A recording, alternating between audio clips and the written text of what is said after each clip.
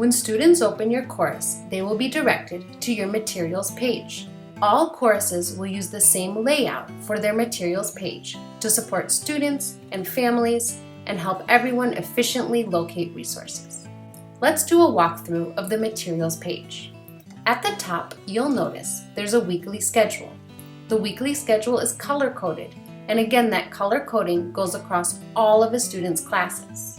Let's zoom in on that weekly schedule. The weekly schedule clearly indicates full group and small group meeting times. We'll return to the small group meeting times in a moment. The schedule also indicates times when students will have independent work, and finally, consistent location where students and families can go to find meeting links. If you choose to use Google Meets with your class, create a static meeting link and hyperlink it here. Now that we've looked at the schedule, let's look at the folders.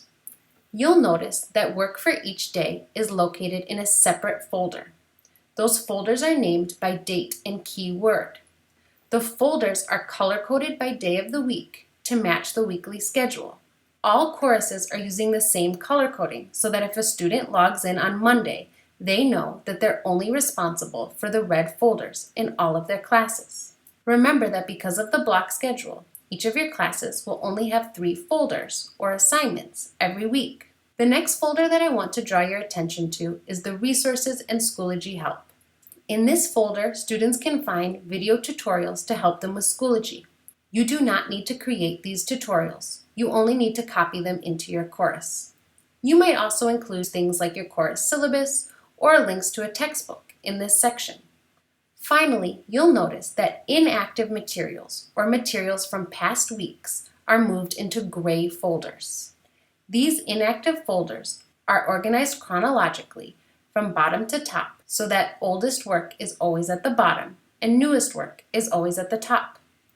At any time, students can open these folders to access their past work. Moving past materials into these gray folders keeps the course landing page clean for students so that all they have to focus on is the current week's work. Let's take a look inside one of the folders for your instructional work. If students click on the Monday, October 5th folder, they would see all of their assignments for the day. Let's zoom in on that folder. You'll notice that the daily materials include numbered tasks to create a clear workflow for students. The numbers are at the end of the assignment name because any of these assignments that you choose to put in your gradebook will have the same name in your gradebook as it has here. After the number, the assignments include the class name, for example, ELA or Science.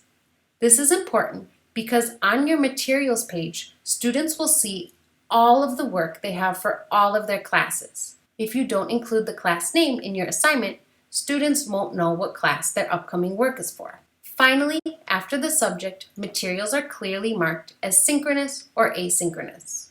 We'll all use the following key: class meeting, small group, independent, and optional extensions. Anytime you create slides or materials to use with your synchronous classes, make sure to link them in your folder. Whenever possible, embed materials so that students don't have to open them in another page. Let's look at another example of what I mean by embedding materials. Here's an example of an embedded ed puzzle. Students can complete the ed puzzle without having to navigate to the ed puzzle website or sign in. Embedding doesn't only help students, it helps you. For example, if you embed an ed puzzle, students' score can automatically sync to your gradebook. Let's go back to your materials page. In your weekly schedule, you've indicated days where you have small groups. Students and families will know that for any day where you have small group instruction, they need to go to that folder to find the small groups and the times. We recognize that Schoology is new and that this might feel overwhelming.